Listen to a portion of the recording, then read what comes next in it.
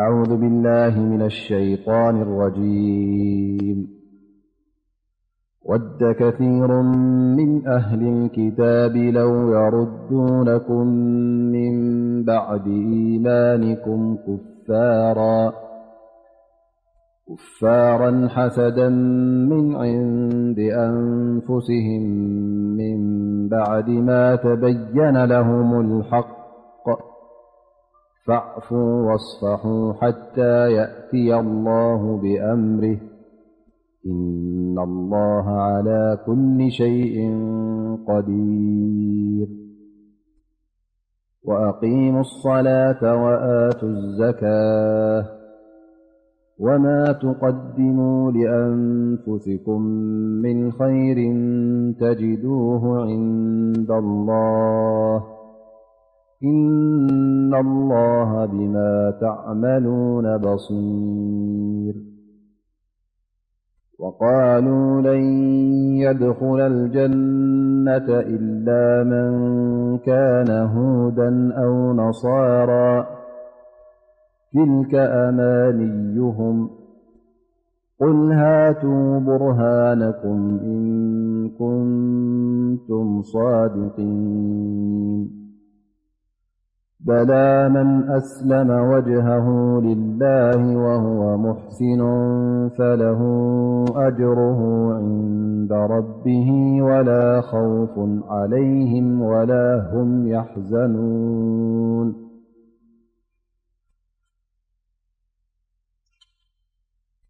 وقالت اليهود ليست النصارى على شيء وقالت النصارى ليست اليهود على شيء وهم يتلون الكتاب كذلك قال الذين لا يعلمون مثل قولهم فالله يحكم بينهم يوم القيامة فيما كانوا فيه يختلفون ومن أظلم ممن منع مساجد الله أن يذكر فيها اسمه وسعى في خرابها أولئك ما كان لهم أن يدخلوها إلا خائفين لهم في الدنيا خزي ولهم في الآخرة عذاب عظيم إن شاء الله لو معفيك ساعة آيات ببፅح نኸውን እንተ ደኣ እውን ካብኡ ግዜ ረኺብና ንውስኽ ወይ እውን ننكي يقول الله سبحانه وتعالى ود كثير من أهل الكتاب جنا إذا سورة زئون بزعب أهل الكتاب يهود والنسارى بوم يتزارب زلا مالتي إذن إذا آية زئا نجزء رساون كلت من الأخت اللوى مالتي تقدم من الأخت ثم أهل الكتاب يهود ونسارى يهودን ክርስቲያንን እንታይ ዓይነት ትምኒት ወይ ከዓ እንታይ እዮም እቲ ድልየቶምን ፍቶቶምን እቲ ሃንቀውታኦምን ትርእካላ ማለት እዩ ብኻልእ ሸነኽ ድማኒ ንዓኻ ኣታስላማይ ተጠንቀቕካላ ማለት እዩ ተጠንቀቕ እዞም ሰባት እዚኦም ደድሕሪኦም ኣይትኺድ እቲ ትምኒቶም እንታይ ምዃኑ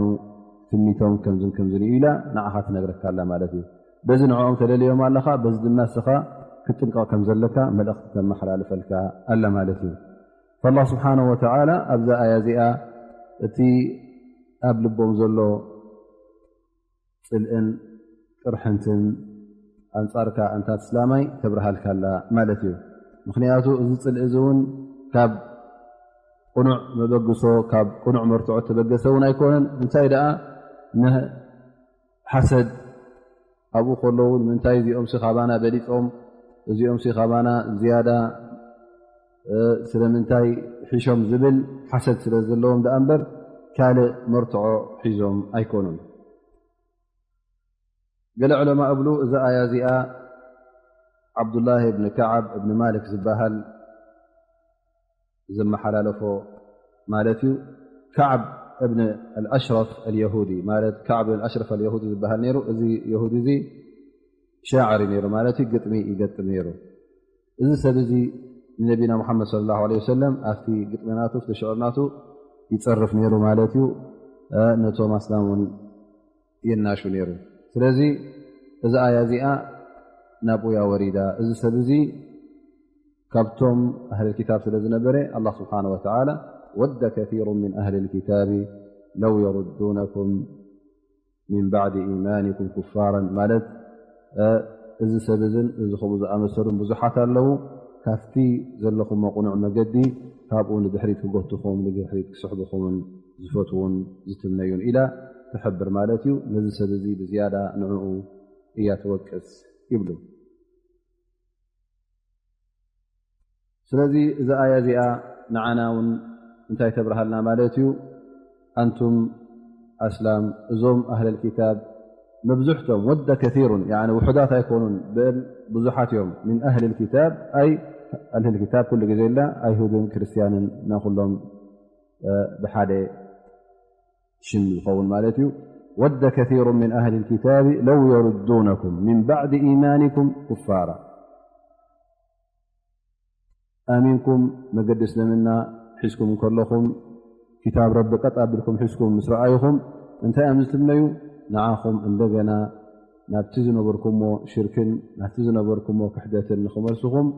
ይህቁኑን ይፈትውን ይትምነዩን እዮም። ስለዚ ተጠንቀቑ። እዚ ድማ ከምቲ ዝበልናዮ ኩፋራን ሓሰደን ምን ዕንዲ ኣንፉስህም የሕሱዱነኩም ሓሰደን ንዓኹም ካብ ሓሳዳ ተበጊሶም እዮም ዳኣ እምበር ካልእ ምኽንያት የብሎምን። እዚ ሓሳዳ ውን እዚ እከይ ሓሳብ ውን ብጅህሊ ይኮኑን ዝገብርዎ ዘለዉ ዘይፈልጡ ይኮይኖም ኣይኮኑን እንታይ ደኣ ምን ባዕድ ማ ተበየነ ለሁም ልሓቅ ማለት እቲ ሓቂ ምስ በርሃሎምን እቲ ሓቂ ምስ ተደለየሎምን ዝተሓብአ ነገር የለን። አላህ ስብሓነሁ ወተዓላ ኣብቲ ክታቦም ኣውሪድሎም እዩ ሙሓመድ ዝበሃል ነቢይ ክልኣኽ ከም ምኳኑ ኣብ መዲና ነቢ ክህሉ ዝኾነውን ይፈልጡ ነይሮም። ልክዕ ከምቲ ዝበልና ቅድሚ ሕጂ እውን يعرفونه كما يعرفون أبناءهم ልክዕ ከም ውላዶም ማለት ብመልክዑን ብተግባሩን ብኩሉ ተጠቂሱ እዩ ኣብቲ ክታቦም ኣብቲ መፅሓፎም። እዚ ኩሉ እንከሎ እዚ ኩሉ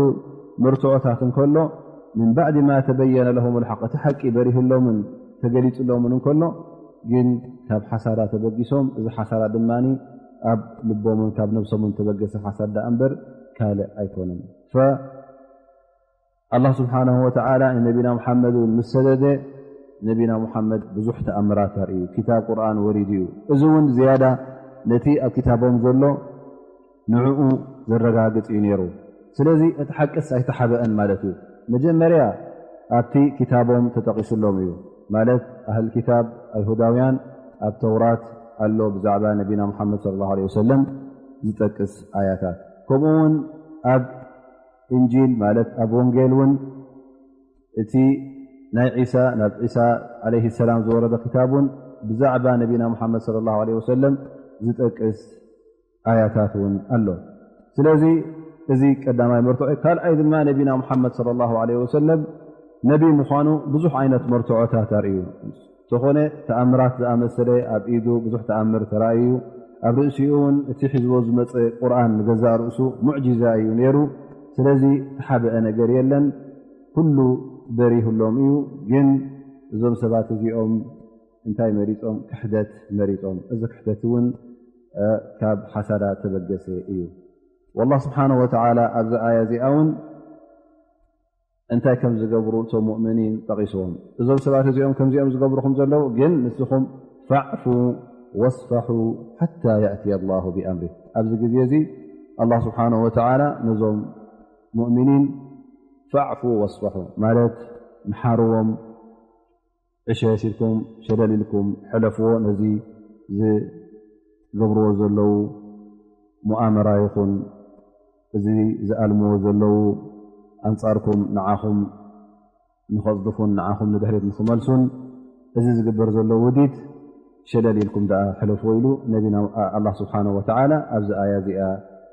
ይጠቅስ። ፈዕፉ ኣይ ተጃወዙ ዓንሁም وصفحوا ማለት ከምኡውን صፍሕ ማለት ዓፉ ኢልካ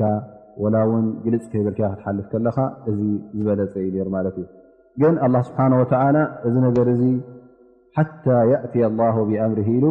ጠቂሱ ነይሩ ማለት እዩ ክሳዕ الله سبحانه وتعالى أنتم مؤمنين ንዓኹም ዝعወተኩም ወይ ውን ክሳዕ ሓደ መፍትሒ ዝገብረልኩም فعلماء ይብሉ እዛ فዕፉ وصفሑ ዝተባሃለት ብምንታይ ተሰሪዛ ብآية الሰይፍ ማለት በቲ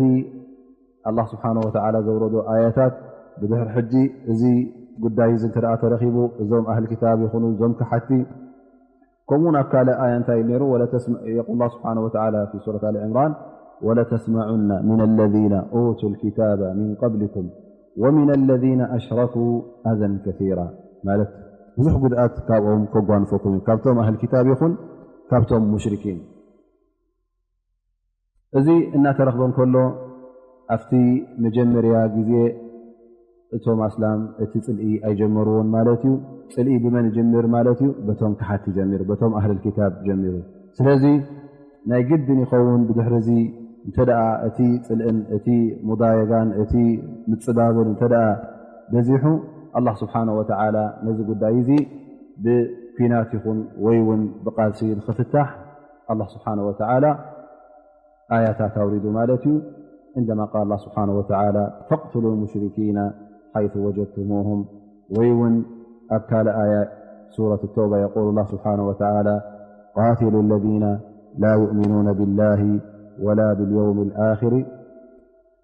إلو إذا آية زئون كساع وهم صاغرون قاتلوا الذين لا يؤمنون بالله ولا باليوم الآخر ولا يحرمون ما حرم الله ورسوله ولا يدينون دين الحق من الذين أوتوا الكتاب حتى يعطوا الجزية عن يد وهم صاغرون سلذي إذا خمز أمثل آياتات ورد مالتي إذا أنت أترئنيرا حتى يأتي الله بأمره وي الله سبحانه وتعالى بقال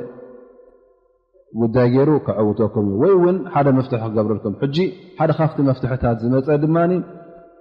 እዞም ሙስሊሚን ውን እንተ ደኣ እዚ ኩሉ ፅበት እዚ ኩሉ ሽግርን እዚ ኩሉ ሙዳየጋን እዚ ኩሉ ምፅባብን ካብ ፀላእቶም ይረኽቦም ኣሎ ናይ ግድን ይኸውን ነዚ ፀላእ እዚ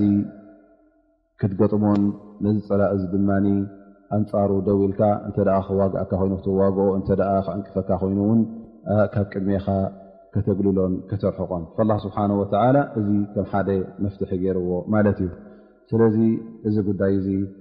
እዚ فዕፉ وصفሑ ዝበሃል ዝነበረ እቲ ቅድሚ الله سبحانه وتعالى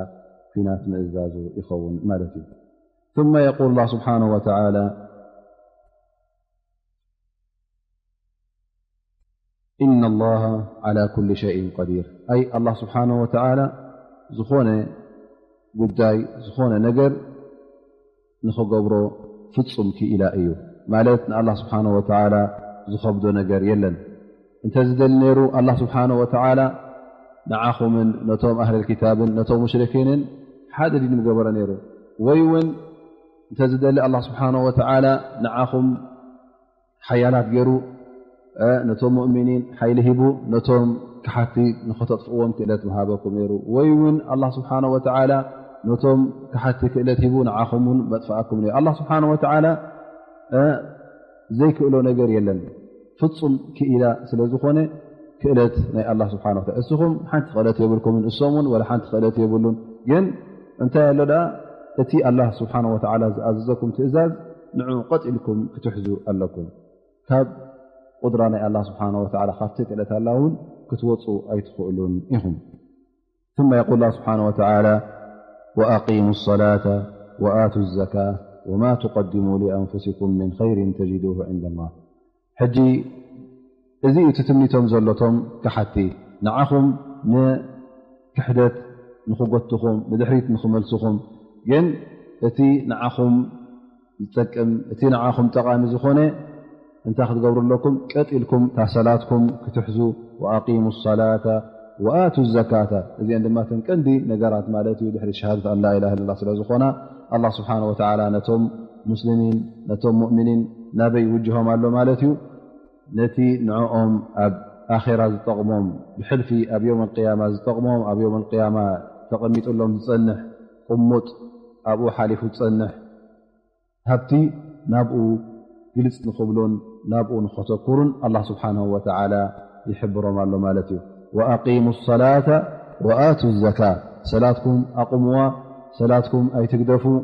ሰላትኩም ብደንቢ ሓዝዋ። ወኣቱ ዘካ ከምኡውን ዘካትኩም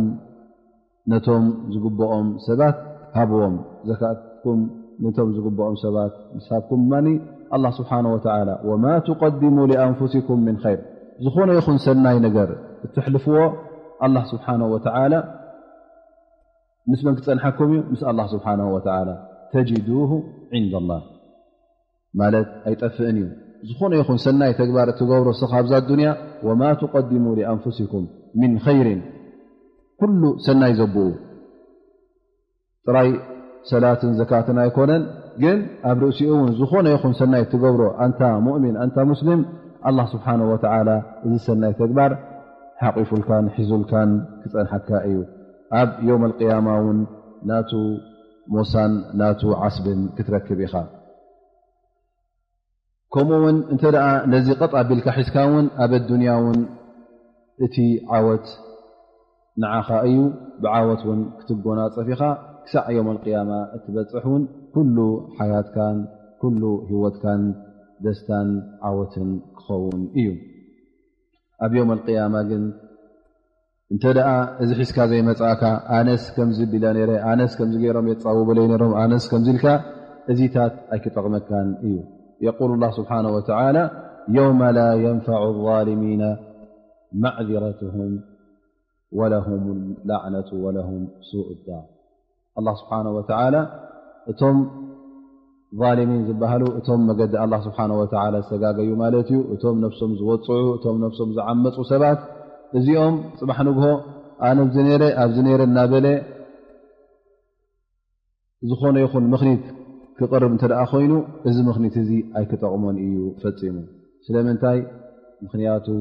አላህ ስብሓንሁ ወተዓላ የቁል የውመ ላ የንፈዑ ዛሊሚና ማዕذረትሁም ወለሁም ላዕነቱ ወለሁም ሱء ዳር። ኣይ አላህ ስብሓንሁ ወተዓላ ይርኤካ ኣሎ እስኻ እንተ ደኣ ንመን ኢኻ ከተርዲ? ንኣላህ ስብሓንሁ ወተዓላ ኢኻ ከተርዲ ወይስ ነቶም ክሓቲ አላህ ስብሓንሁ ወተዓላ? መን ኢኻ ቀዳምነት ትህብ? እቶም እቲ አላህ ስብሓንሁ ወተዓላ ዝበለካ ትእዛዝ ኣብ ግብሪ ተውዕል ወይስ እቶም ክሓቲ ዝኣዘዙኻን ወይ ንዖም ከተፍትን ንዑ ዓርከዩ ነዚ ሓወዩ ወይ ከዓ እዚ ከምዚ እዩ ኢልካ ንዕኡ ከተፍቱ ዲኻ ነቲ ትእዛዛት አላህ ስብሓንሁ ወተዓላ ሸለል ትብሎ ዘለኻ ወይስ ቀጥ ኣቢልካ ነዛ ዲንካ ሒዝካያ ኣለኻ? እንተ ደኣ ሸለልትነት ኣርኢኻ ነርካ ኮንካ ፅባሕ ንግሆ ኣነስ ከምዚ ነረ ኣብዚ ነርካ ዑዙር ክትቀርብ ወይ ከዓ ምኽኒት ከተቐርብ ምኽኒትካ ቅቡል ኣይክኸውንን እዩ ኣይክጠቕመካን እውን እዩ። ثم يقول الله سبحانه وتعالى إن الله بما تعملون بصير። الله سبحانه وتعالى كل ነገራት ትገብርዎ ዘለኹም ይፍረ ይጥቀቕ ይዕበ ይንኣሽ الله سبحانه وتعالى ይርኦን ይሰምዖን እዩ። بصير به ይርኦ እዩ ማለት እዩ። ዝሕባእ ነገር የለን። ዝኾነ ይኹን እስኻ ተግባር ግበራ ዳ እምበር الله سبحانه وتعالى ይርአ ኣሎ። ስለዚ ፅባሕ ንግሆ መፂካ ኣነስ እዛኣት ሓቢኤ ገይርያ ነረ ሞ ኣላህ ይረኣያኒ ክትብል ኣይትኽእልን ኢኻ። እዚኣስ ፀልማት ገይርያ ነረ ሞኒ ምናልባሽ ኣላህ ይረኣያኒ እዩ ክትብል ኣይትኽእልን ኢኻ። እንታይ ደኣ ኩሉ ትገብሮ ዘለኻ አላህ ስብሓንሁ ወተዓላ ይርኦ እዩ ዘሎ ኣብ ቅድሚ ኢኻ ትገብሮ ዘለኻ። ካብ አላህ ስብሓንሁ ወተዓላ ተሓቢእካ እትገብሮ ተግባር የለን። ሰናይ ይኹን እከ ይኹን ኩሉ ነገራት አላህ ስብሓንሁ ወተዓላ ይርኦ ስለ ዘሎ ኩሉ እውን ክፅብፅቦ እዩ። ፅባሕ ንግሆ ፀብፃብካ እውን እቲ ዝገበርካዮ ኩሉ ተግባራት ኣብ ቅድሜኻ ምስ ቀረበ ንዓ ያ ፍላን እዚ መፅሓፍካ እዚ ንዝን ከምዝን ጌርካ ወይ እዚ ንዝን ከምዝን ኣውዲልካ እናተባሃልካ ፀብፃብ ክትኣቱ ኢኻ። ስለዚ ካብ አላህ ስብሓንሁ ወተዓላ ገለ ነገር ይሕባእ ኢልካ ኣይትፀብዕ። ብድሕሪኡ አላህ ስብሓንሁ ወተዓላ ይብል ወቃሉ ለን የድኹለ ልጀነተ ኢላ መን ካነ ሁደን ኣው ነሳራ ትልከ ኣማንዩሁም ቁል ሃቱ ቡርሃነኩም ኢን ኩንቱም ሳዲቂን። እንደገና እዚ ካልኣይ ትምኒት ማለት እዩ። መጀመርያ እቲ ሓደ ትምኒት መጀመርያ ዝጠቐስናዮ ማለት እዩ ነቶም ሙእሚኒን ድሕሪት ክመልስዎም ይፍትኑ።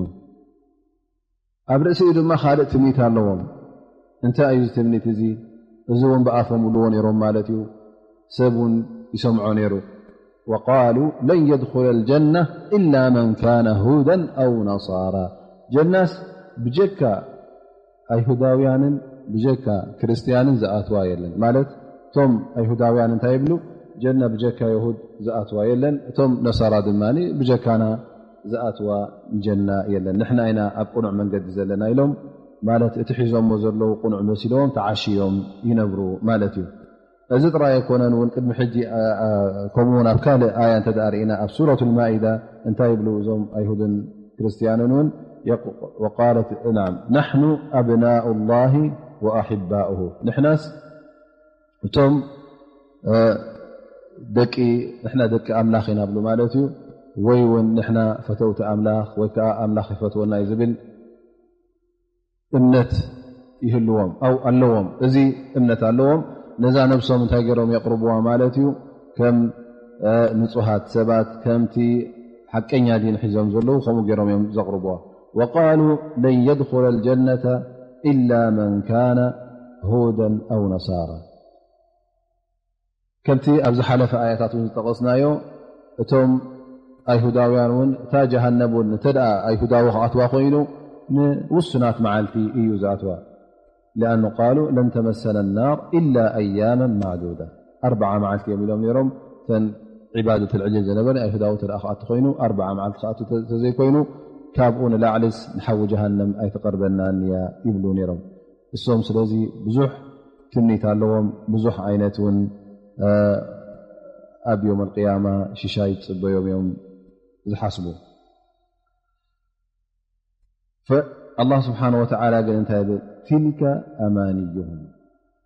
እዚ ሓቂ ይበለ الله سبحانه وتعالى እንታይ تلك أمانيهم እዚስ ትምኒቶም እዩ ትምኒት እሞ እንታይ ይጠቅም ኩላህና ንምነ ኣነ ክህፍትም ይምነ ስኻ ክትህፍትም ትምነ ኣነ ንስኻን ጀና ንክንኣቱ ንምነ ኩላህና ር ክንረክብ ሰናይ ክንረክብ ትምኒትና እዩ ግን እዚ እንታይ ጠቕመና ትምኒት ጥራይ እንተ ደኣ ኮይኑ እንተ ደኣ መገዲ ዘይሓቂ ዘይሓዝና ሓደ ሰብ ከይሰርሐ ኣብ ገዛ እናውዓለ ከሎ ክህፍትም ተተምነየ እዚ ሰብ እዚ ይህፍትም ዶ ፈፂሞ ይህፍትምን እዩ ከምኡውን መገዲ ረቢ ከይሓዝካ ጀና ክትኣቶ ተተምነኻ ይጠቕመካ ተተምኒኻ ጀና ይትርከብን እያ ስለዚ እዚ ናይ ኣይሁዳውያንን ክርስትያንን ሓሳብ ትምኒት ዳ እምበር መገዲ ሓቂ ኣይሓዙን መገዲ ሓቂ ሒዞም እንተኮይኖም ድማ ያ ሙሓመድ ቁል ሃቱ ብርሃነኩም ሓቀኛታት እንተ ኮይኖም እዚ ዝብልዎ ዘለዉ ትምኒት ኣይኮነን ይብሉ እንተ ኮይኖም ያ ሙሓመድ እንታይ በሎም ንዑ ሃቱ ብርሃነኩም መርትዖኹም ሃቡ እንታይ እዩ መርትዖኹም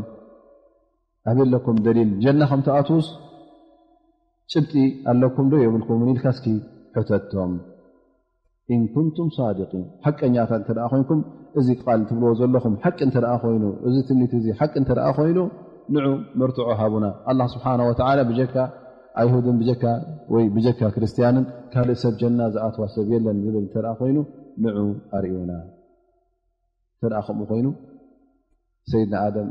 ኣይሁዳዊ ነበረ ወላቶም ኣንብያ ዝነበሩ እንተ ናይ ኣይሁዳውያን ታሪክ ክጅምር ኮይኑ ካበኦም ጅምሮ ካብ ሰይድና እብራሂም እቲ ዝቐረበ እቲ ዝረሓቐ ማለት እዩ ምክንያቱ ሰይድና እብራሂም ኣቦሓጎኡ ኣቦ ንእስሓቅ እስሓቅ ድማ ያዕቁብ እሶም ወለዶ ናይ ያዕቁብ እዮም ሕጂ ኣይሁዳውያን ኣቦሓጎኦም ማለት እዩ ሰይድና እብራሂም እቶም ቅድሚኡ ዝነበሩ ኣንብያ ኣይሁዳውያን ኣይነበሩ እንተ ደኣ ናይ ክርስትና ኮይኑ እውን እቶም ቅድሚ ዒሳ ዝነበሩ ክርስትያን ኣይኮኑን ነይሮም ስለዚ ቃሎምሲ ቁኑዕ ኣይኮነን ወላ በቲ ቃሎም እንተወሰድናዮ እቶም ኣንብያ ኩላቶም ውን ኣይሁዳውያን ኣይነበሩ ክርስትያን ውን ኣይነበሩ ስለዚ እቲ እሶም ሂቦሞ ዘለዎ ውሳኔ እቲ ጀና ናቶምን ወይ ከዓ ናይ ክርስትያን ጥራይን ወይ ናይ ኣይሁዳውያን ኢሎም ሓሲቦሞን ተመንየኖም ዘለውስ መርትዖ የብሉን ወላ እውን ካብ ክታብ ቦም ይኹን ወላ እውን ካብ ካልእ ዝመፆም መርትዖ የብሎምን إن كنتم صادقين حقኛታት እንተ ደኣ ኮይንኩም ثم يقول الله سبحانه وتعالى እቲ حق ነገር ይገልጽ الله سبحانه وتعالى بلى من أسلم وجهه لله وهو محسن فله أجره عند ربه ولا خوف عليهم ولا هم يحزنون الله سبحانه وتعالى الله سبحانه وتعالى እውን እቶም ተኸተልቲ ነቢ ሙሐመድ ጥራዮም ኣይበለን ምክንያቱ ቅድሚ ነቢና ሙሐመድ ኣንቢያ ስለ ዝነበሩ ሕጂ እቲ ጀና ዝኣቱ መን እዩ ወላ እውን ኣይሁዳውያን እውን ጀና ዝኣቱ ኣለዉ መን እዮም እቶም ንሙሳ ቀጥ ኢሎም እታ መገዱ ሒዞም ዝኸዱ ብድሕሪኡ እውን ኣይሁዳውያን ኣብ ግዜ ነቢና ዝነበሩ ኣብ እስልምና ተኣትዮም ነቢና ሙሐመድ صለى ه ሰለም ምስ መፀ እዚኦም እውን ጀና ክኣትዉ እዮም ከምኡ ውን ክርስትያን ኣለዉ ንጀና ዝኣትዉ ግን ኣየኖት እዮም እቶም ብሓቂ ሰይድና ዒሳ እታ ሒዝዋ ዝመፀ መገዲ ተኸቲሎም ዝኸዱ እሶም ውን ንጀና ክኣትዉ እዮም ከምኡ ውን ኣለዉ እቶም ቆም እብራሂም ሰይድና እብራሂም ዝነበሩ ቆውም ሉጥ እቶም ብሉጥ ዝኣመኑ ብሳልሕ ዝኣመነ እንተኣሎ ኮይኑ በቶም ኣንቢያ ኩሎም ዝኣመኑ እውን እንተ ደኣ ብሓቂ ኣሚኖም ነሮም ኮይኖም እዚኦም ውን ኣላህ ስብሓነሁ ወተዓላ ጀና ክእትዎም እዩ ስለዚ ኣላህ ስብሓነሁ ወተዓላ የቁል በላ መን ኣስለመ ወጅሀሁ ልላህ ወሁወ ሙሕሲኑ ከምቲ ትብልዎ ዘለኹም ኣይኮነን እንታይ ደኣ እቲ ብሓቂ ናብ ኣላህ ስብሓነሁ ወተዓላ ዘስተስለመ ኢዱ ዝሃበ ማለት ኣስለመ ወጅሀሁ ቂል ኣስለመ ኣይ ዲነሁ ማለት ዲኑ ንኣላህ ስብሓነሁ ወተዓላ ዝገበረ ኣው ኣኽለሰ ልላህ ስብሓነሁ ወተዓላ ማለት እቲ استسلامናቱ እቲ ኢዱ ክህብ ከሎ ንኣላህ ስብሓነሁ ወተዓላ ልቡ ኣንፅሁ ናብ ኣላህ ስብሓነሁ ወተዓላ ዝቐረበን ወህወ ሙሕሲኑን ከምኡ ውን ንነቢዩ ተኸቲሉ ዝተጓዕዘን اتبع فيه النبي صلى الله عليه وسلم أو اتبع فيه الرسول صلى الله عليه وسلم بلا من أسلم كሎም ነነቢያቶም ክኽተሉ ይኽእሉ እዮም ኢላ እንተ ደኣ ነቢና ሙሐመድ صلى الله عليه وسلم ድሕሪ ምምፅኡ ግን ናይ ግድን ይኸውን መን ነቢና ሙሐመድ صلى الله عليه وسلم ክኽተል ኣይሁዳዊ ይኹን ክርስትያን ይኹን ካልኦት ኣንቢያ ንኽተል ኢና ንብሉ ዝነበሩ ድሕሪ መልእኽቲ ነቢና ሙሐመድ صلى الله عليه وسلم ንነቢና ሙሐመድ صلى الله عليه وسلم ክኽተሉ ግዴታ እዩ እንተ ደኣ ነቢና ሙሐመድ ዘይተኸተሉ ኣብ ክሕደት ኣለዉ ማለት እዮም ስለዚ እዛ ኣያ እዚኣ እንታይ ተብርህ ቀዳማይ ነገር እቲ ጀና ዝኣቱ መን እዩ በላ መን ኣስለመ ወጅሀሁ ማለት ኢኽላስ ዝገበረ ንኣላህ ስብሓነሁ ወተዓላ ልቡ ኣንፂሁ ንኣላህ ስብሓነሁ ወተዓላ ዝተማእዘዘ ንኣላህ ስብሓነሁ ወተዓላ ዘምለኸ ወህወ ሙሕሲኑን ኣይ ወህወ ሙተቢዑን ልረሱል ማለት ነቲ ነቢናቱ ነቲ ረሱልና ዝተኸቲሉ ማለት እዩ ፈዑለማء እውን ይብሉ እንተ ደኣ ሓደ ወዲ ሰብ ተግባራቱ ኣላህ ስብሓነሁ ወተዓላ ክቕበሎ ኮይኑ ክልተ ቅድሚ ኩነት ኣለዋ ወይ ክልተ ሸርጥ ኣለዋ ከማልአን ዘለወን እታ ቀዳመይቲ ኢኽላስ ካልአይቲ ኣን የኩነ ሰዋበን فالإخلاص እንታይ ማለት እዩ ኣይ الله سبحانه وتعالى الله سبحانه وتعالى ጥራይ ክትገብሮ እዚ ተግባር እዚ ትገብሮ ዘለኻ ሽርካ ከተእትወሉ የብልካን ርያእ ከተእትወሉ የብልካን እንታይ ደኣ ኣንፂሕካ ናብ الله سبحانه وتعالى ከተቕርብ እዚ الله سبحانه وتعالى ክፈትወሉ ኢልካ እዚ ተግባር እዚ ክትገብር ከለኻ እዚ إخلاص ይበሃል ተኻልአይቲ ሸርጢ ወይ ከዓ ተኻልአይቲ ቅድሚ ኩነት ድማኒ أن يكون صوابا أي موافقا للشريعة ማለት ቁኑዕ ክኸውን ኣለዎ ከምቲ ኣላህ ስብሓነሁ ወተዓላ ዝኣዘዘካ ከምቲ ነቢና ሙሐመድ صለى اه عيه وسلم ሒዙልካ ዝመፅእ ኣገባብ ሒዙ ነዚ ገባብ እዚ ተኸቲልካ ንዕኡ ክትገብር ኣለካ ማለት ባዕልኻ ክትምህዝ የብልካን ባዕልኻ ናትካ ገባብ ክትገብር የብልካን لذلك النبي صلى الله عليه وسلم ይብል من عمل عملا ليس عليه أمرنا فهو رد ዝኾነ ይኹን ሰብ ተደኣ ዲን እዩ ኣጅር ለወይሉ ሓደ ዓይነት ተግባር ገይሩ እዚ ሰብ እዚ ግን ካብቲ ንሕና ዝወሰናዮ ገደብ ወይ ከዓ ዝሓንፀፅናዮ ሕንፃፃት ካብኡ እንተ ደኣ ወፂኡ እዚ ተግባር እዚ ኩሉ ቅቡል ኣይኮነን እንታይ ደኣ ንዕኡ ክንመልሰሉ ኢና ኢሉ ወይ ከዓ ነቢና ሙሐመድ ሰለላሁ ዐለይሂ ወሰለም ናብኡ ክምለስ እዩ ኢሉ ስለዚ ምናልባሽ ሓደ ሰብ ኣለዉ ምናልባሽ ኣብ ክርስትያን ትሪኦ ትኸውን ወይ እውን ኣብቶም ኣይሁዳውያን ከምዞም ሩህባን ዝኣመሰሉ ወይ ኣብ ዓደና ከምዞም ፈለስቲን ትበሎም ወይ እውን ከምዞም ዓበይቲ ኣቕሽሽቲ ትሪኦ ለይትን ምስ መዓልትን ካብ ሰብ ርሒቑ ኣነስ ጥራይ ዱንያ ረሲዑ ኣብ ደብሪ ወይ ከዓ ኣብ ጎቦ ኮይኑ ኣብ ዝኾነ በዓቲ ኮይኑ ወይ እውን ኣብ ቤተ ክርስትያን ኮይኑ ለይቲ ምስ መዓልቲ ዱዓ ክገብር ማለት እዩ ወይ ከዓ በቲ ናቶም ፀሎት ክገብር ይሕልፎ ማለት እዩ እዚ ሰብ እዚ ምናልባሽ ብሓቂ ንኣላህ ስብሓነሁ ወተዓላ ከርዲ ይደሊ ይኸውን ወይ እውን እኽላስ ይህልዎ ማለት ኣነስ ንኣላህ ንዕኡ ጥራየ ከምልኽ ዝደሊ ወይ ከዓ ናብኡ ክቐርብ ዝደሊ ዝብል እዚ ንያዚ ይህልዎ ይኸውን ግን እዚ ሰብ እዚ ሃል እዚ ተግባር እዚ ጠቕሞ ድዩስ ኣይጠቕሞን ፈፂሙ ይጠቕሞን እዩ لماذا يا اخوان ስለምንታይ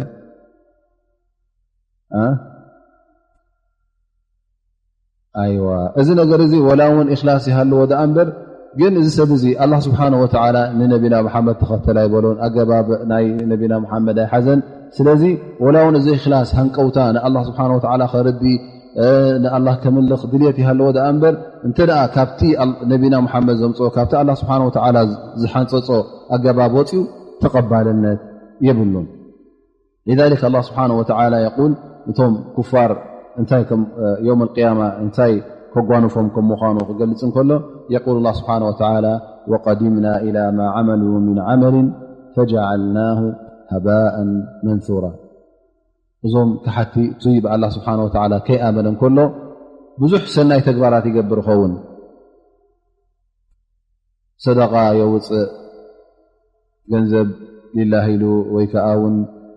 ንመሳኪን ይህብ ይኸውን ብዙሕ ሰናይ ተግባራት ገብር ትሪኦ ወላ እውን ክሰግድ ትሪኦ ለይቲ ምስ መዓልቲ ግን እዚ ሰብ እዚ ታ ቅንዕቲ መገዲ ስለ ዘይሓዘ ኣብ يوم القيامة እዚ ኩሉ ሰናይ ተግባር ዝገብሮ ዘሎ الله سبحانه وتعالى هباء منثورا ይገብሮ ማለት ከም ትኪ ወይ ከዓ ከም ደሮና يبنኖ ማለት እዩ ثم يقول الله سبحانه وتعالى في آية أخرى والذين كفروا أعمالهم كسراب بقيعة يحسبه الظمآن ماء حتى إذا جاءه لم يجده شيئا الله سبحانه وتعالى نايتهم كحتي እቲ ሰናይ ተግባራቶም ከመይ ከም ምዃኑ ብምስላ ገይሩ ይገልጻሎ ማለት እዩ أعمالهم ተግባራቶም ከመይ كسراب ሰራብ እንታይ ማለት እዩ ሰራብ ማለት ንኣብነት ኣብ ፃሕ ዝበለ ጎልጎል ቀትሪ ምድሪ ፀሓይ ከለኻ ትርኢ ከለኻ እንታይ ትርኢ ማለት እዩ ኣብ ርሑቕ ቦታ ከም ዝፅለግልግ ብለካ ከምዚ ማይ ዘለዎ ቦታ ኮይኑ ይረኣየካ ሕጂ እንተ ደኣ ፅምእለካ ኮይኑ ፅምእ ስለ ዘለካ ምስቲ ኣብ ነብስኻ ድልት ናይ ማይ ዘሎ ጥራይ ማይ ጥራይ ዝመስለካ ወላ እውን ሸክም ትሃለወካ ማይ ክኸውን ስለ ዝጠልዮ ማይ ጥራይ ዝመስለካ ሕጂ እንታይ ትገብር እናጎየኻ ናብኡ ትኸይድ ኣብኡ ምስከትካ ጥራሓት ፀንሓካ ማለት እዩ حتى إذا جاءه لم يجده شيئا እስሎም እውን እዚ ዝገብርዎ ዘለው ተግባር ኩሉ ሰናይ ተግባር ይመስሎም يوم القيامة ተቐሞም ይመስሎም ጀና ዘእትዎም ይመስሎም ረቢ ዝረድየሎም ዝፈትወሎም ይመስሎም ግን ኣብ يوم القيامة ምስ መፁ እዚ ተግባር እዚ ኣይክፀንሖምን እዩ ምክንያቱ ቁኑዕ መንገዲ ስለ ዘይሓዙ ويقول الله سبحانه وتعالى في سورة الغاشية وجوه يومئذ خاشعة عاملة ناصبة تصلى نارا حامية تسقى من عين آنية يدخمو يتعبو خشوع ذلة ترئي جن اتقندي تقنع دين سلا زي حزو حجي من الباش أبزي ترى يكون أفتي ناي إسلام ناي كريستنا ناي يهوداويون يكون من الباش أفتي ناي بزيادة بير أبزهم بوزين زبهالون تداري إخا نزا نفسهم بب عينته موقعاتهم زقطعوا እዚ ኩሉ እንታይ እዩ يعني ዲን ሒዝና ኣለና ብማለት እዩ ሰናይ ክንገብር ኣለና ኸይር ክንገብር ኣለና ወላ እውን እንስሳ ክንቀትላ የብልናን ዝብሉ እዮም ማለት እዩ እዚ ሕጂ ኩሉ ሰናይ መሲሎም እዚ ግን ወላ ሓንቲ ኣይጠቕሞምን እዩ ምክንያቱ እታ ዲን እታ ቅንዕቲ ዲን ወይ ከዓ እታ ቅንዕቲ ሃይማኖት ስለ ዘይሓዙ ከምኡ እውን ካልኣይ ሸርጢ ዝበልናዮ ኩሉ ግዜ እቲ ቀዳም እዚ ካልኣይ ሸርጢ ማለት እዩ ናይ ግድን ሙታበዓ ወይ ከዓ ቁኑዕ ትኸውን ቁኑዕ ዲን ሒዝካ ክትከውን ኣለካ ዳ እምበር እንተ ደኣ እሱ ዘይሓዝካ የብልካን ማለት እዩ ኣብ ርእሲኡ ድማ ከምቶም ሙናፊቂን ክትከውን የብልካን ኢኽላስ እውን ኣድላይ እዩ ምክንያቱ እቶም ሙናፊቂን እውን ብልቦም ክሒዶም ብኣፎም ኣሚና ናይ ዝበሉ እውን ፈፂሙ ኣይጠቕሞምን ሓደ ሰብ እንተ ደኣ እታ ልቡ ክሕደት ሒዛ እንከላ ኣነ ኣስላማየ ኣነ ብሙሓመድ ይኣምን እየ ኣነ ብክታብ ቁርኣን ይኣምን እየ ኣነ خير قبر أنا يسجد مساخم نابله إذا كله تجبرون ولا مستكبرات زي قنع يخون لأمبر ሰላት ቅንዕትያ ስገድ እቲ ዝብሎ ዘሎ ቃል እውን ፅቡቅ ቃል እዩ ጥዑም ቃል እዩ ግን ናይ ብሓቂ እኽላስ ስለዘየለ ካብ ልቦ ስለዘይተበገሰ እዚ ጉዳይ እዚ ሰብ እውን ደገ ይወፅእ ማለት እዩ يقول الله سبحانه وتعالى إن المنافقين يخادعون الله وهو خادعهم وإذا قاموا إلى الصلاة قاموا كسالى يراءون الناس لله يكونن انتي دأ سب نخرئ لهم ولا يذكرون الله إلا قليلا الله سبحانه وتعالى ون أبقد مسل انت دأ زيكونه انت دأ بينهم كوينهم أيذكرون لهم سلازين الله سبحانه وتعالى خذكر تدأ خوينهم أبو واحد ساعتات أفتي مسب زخونوا له ساعتات شعو يوم مؤمنين الله ዝፈትው ኮይኖም ዝቀርቡ ዛንበል እዞም ሰባት እዚኦም ናይ ብሓቂ ኢማን ስለ ዘይብሎም ሰላት ክሰግዱ ከለዉ እውን ብትህኪት እዮም ዝሰግድዋ ሰናይ ክገብሩ እንተደኣ ኮይኖም ወይ እውን ዚክር ላ ክገብሩ እንተደኣ ኮይኖም ኣዝዩ ውሑድ እዮም ዝገብሩ ثم يقول الله سبحانه وتعالى እዞም ሰባት እዚኦም بلى من أسلم وجهه وهو محسن እንታይ እዮም ክረኽቡ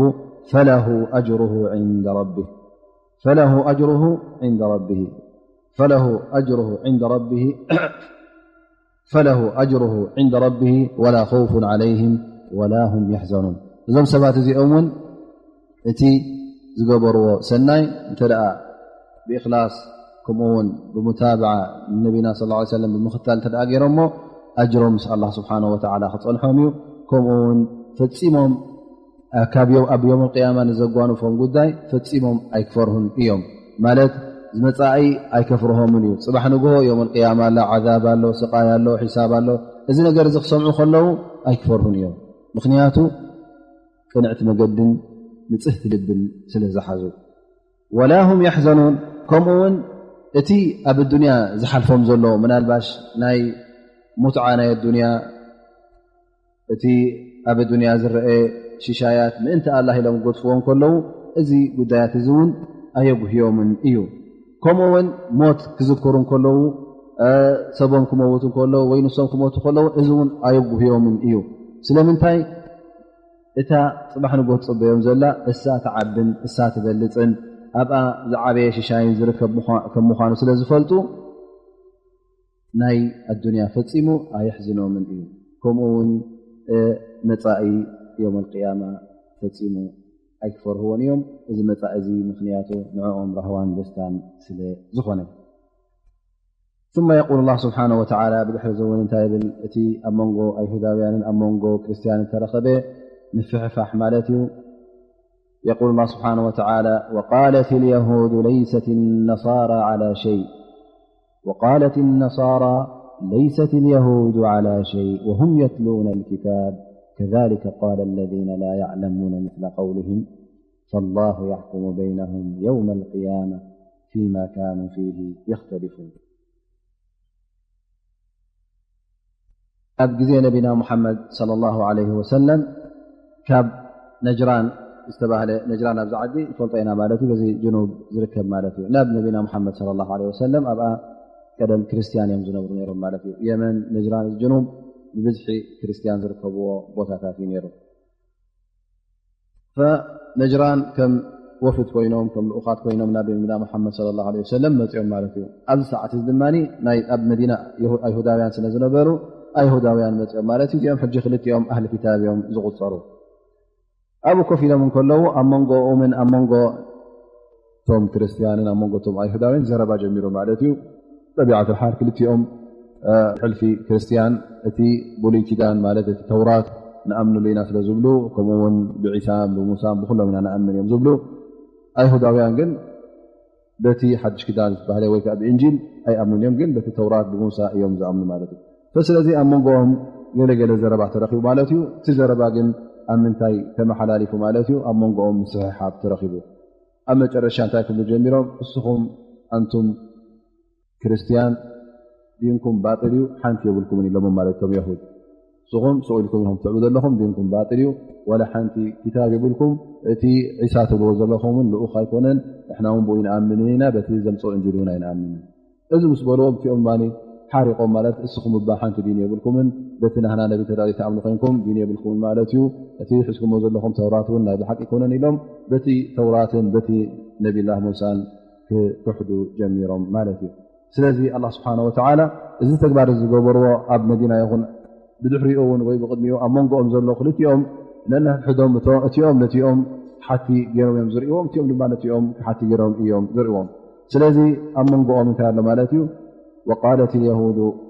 ليست النصارى على شيء وقالت النصارى ليست اليهود على شيء وهم يتلون الكتاب ክልቲኦም ነንሕዶም ይخሕዱ ማለት እዩ እስኻ ሓንቲ የብልካን እስኻ ሓንቲ የብልካን እስኻ ጠቅም ዲን የብልካን ንስኻ ጠቅም ዲን የብልካን ይብሉ እዚ ድማኒ ኣብቲ ክታቦም ነዚ ነገር እዚ ዝነፅግ እንከሎ እናፈለጡ ማለት እዩ እዚ ጉዳይ እዚ ብዘይ ፍልጠት ኣይበልዎን እንታይ ደኣ وهم يتلون الكتاب ማለት እቲ ብኢዶም ዘሎ ክታብ የንብብዎ ኣለዎ እቲ ነቢላህ ሙሳ ነቢ ምዃኑ ተውራት ሒዙ ከም ዝመፀ እቶም ክርስትያን ይፈልጡ ኣለዉ ከምኡውን እቶም ኣይሁዳውያን ኣብ ተውራቶም ዒሳ ዝበሃል ነቢ ክመፅእ ምዃኑ ነቢ ምዃኑን እንጂል ሒዙ ክመፅእ ምዃኑን ሙሳ ኣበሲሮዎም ከም ምዃኑን ይፈልጡ እዮም እዚ ክታብ እዚ እንከለዉ ኣብ ኢዶም እዮም እዚ ነገር እዚ ዝፈፀሙ ስለዚ ክልቲኦም እዚ ጉዳይ እዚ ኣንፃር ክዛረቡ እንከለዉ ካብ ክታቦም ተበጊሶም ኣይኮኑን እንታይ ደኣ ባዕሎም ዝብልዎ ዘለዉ ቃል እዩ እዚ ቃል እዚ እውን ሓድሽ ኣይኮነን فالله سبحانه وتعالى እንታይ ብል كذلك قال الذين لا يعلمون مثل قولهم እዚ ተግባሮም እዚ ናይቶም ጃሂሊን ተግባር ናይ ዘይፈልጥ ሰብ እምበር ክታብ ረቢ ብኢዱ ዘሎ ክታብ ዝተላእኮ ክታብ ዝሓዘዝ እዚ ቃል እዚ ክብል የብሉ ማለት እቲኦም ኣይሁዳውያን ወይ ከዓ ንዲን اليهود ክነፅጉ እቲኦም ድማ ንዲን الነሳራ ክነፅጉ እዚ ስቁኑ ኣይኮነን ምክንያቱ الله سبحانه وتعالى ተውራት ኣውሪድ እዩ ሙሳ ኣውሪድ እዩ እቲ ቀንዲ ናይ ኣይሁዳውያን ዲኑን ብኣብኡ ተመስሪቱ ማለት እዩ ከምኡውን الله سبحانه وتعالى ንዒሳ ሊእኽዎ እዩ እንጂል እውን ሂብዎ እዩ እሱ እውን ቀንዲ ናይ ክርስትና ሃይማኖት ወይ ከዓ ዲን ነሳራ ተመስረተሉ እዚ እዩ ስለዚ እዚ እንከሎ ከመይ ገይሮም ይነፅጉ ኢሉ الله سبحانه وتعالى እዚ ዝብልዎ ዘለዉ እዚ ቃል እዚ ናይቶም ጃሂሊን ናይቶም ደናቁር ናይቶም ዘይፈልጡ ናይቶም ክታብ ኣንቢቦም ዘይፈልጡ ተግባር ዳ እምበር ናይ ዝፈልጥ ሰብ ቃል ኣይኮነን ምክንያቱ እቶም ቅድሚ ኣይሁዳውያን ዝነበሩ እዚ ቃል እዚ ከምኡ ነይሮም ከምኡውን እቶም ዓረብ ማለት ቅድሚኦም ዝነበሩ ጃሂሊን ዘይፈልጡ ክታብ ዘይወረዶም ሰባት እሶም ከምኡ ይብሉ ነይሮም እዚ ዝብልዎ ዘለዎ እውን ልክዕ ንዕኦም እዩ ዝመስል ዘሎ እምበር ናይቶም ፋሃም ዝተዋህቡ ወይ ከዓ ወሓይ ዝተዋህቡን ዲን ዝተዋህቡን ቃል ኣይኮነን ኢሉ الله سبحانه وتعالى يملسلهم الله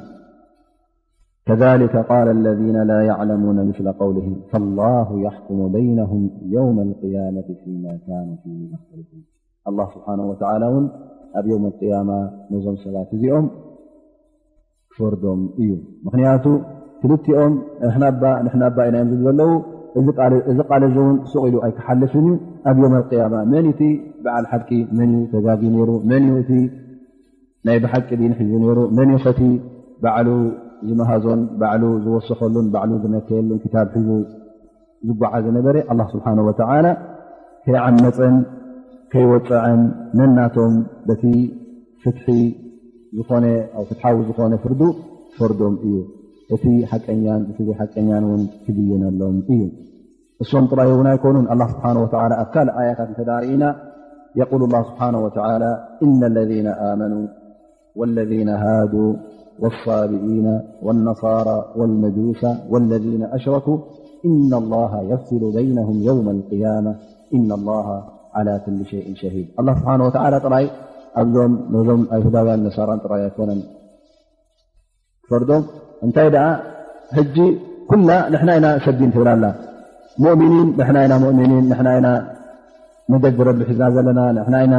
بين حزنا زلنا نبرا لنا أيهداويا እውን ንሕና ኢና ብለው ሳቢኣ ዝበሃሉ እውን ኣለው ዲን ኣለና ዝብሉ ኣብዚ ኣብ በዓል ዕራቅ ዝርከቡ ከምኡውን ነሳራ ንሕና ዲን ኣለና ንሕና ሰይና ሰብ ሃይማኖት ንሕና ኢና በዓል ቆኑዕ ሃይማኖት ይብሉ ከምኡውን መጁስ ዝበሃሉ እዞም ዓበደት ናር ማለት ንፀሓይ ንሓዊ ዝግዝኡ ዝነበሩ መጁስ ዝበሃሉ ሰብ ዲን ነይሮም ማለት እዩ ወልመጁሳ ወለذነ ኣሽረኩ ኩሎም እቶም ሙሽሪኪን ዝነበሩ እውን እቶም الله سبحانه وتعالى تحيدهم ويكا مس الله سبحانه وتعالى شركا زغبروا ويكا الله سبحانه وتعالى رشعهم أب بالدنيا بأمان እንጨይትን ካልእ ነገራት ዝሰርሕዎም ምስልን ስእልን ንዕኦም ዝግዝኡ ወይ እውን ንከምኦም ሰብ ዝግዝኡ ወይ እውን እንስሳ ዝግዝኡ እንስሳ ዘምልኹ እዞም ሰባት እዚኦም ሙሽሪኪን ይበሃሉ ማለት እዮም። እዚኦም እውን ኩሎም ኣብ ቅኑዕ ኢና ዘለና ይብሉ። እዚ እቲ ቅኑዕ ሃይማኖት እዚ እቲ ቅኑዕ እምነት ኢሎም ይኣምኑ። ኣብ ዮም القያማ አላህ ስብሓነሁ ወተዓላ ኩላ እዚኣ እቲ ቅኑዕ መን ከም ዝነበረ እቲ መገዲ ሓቂ ሒዙ መን እዩ ኢሉ አላህ ስብሓነሁ ወተዓላ ኣብ ዮም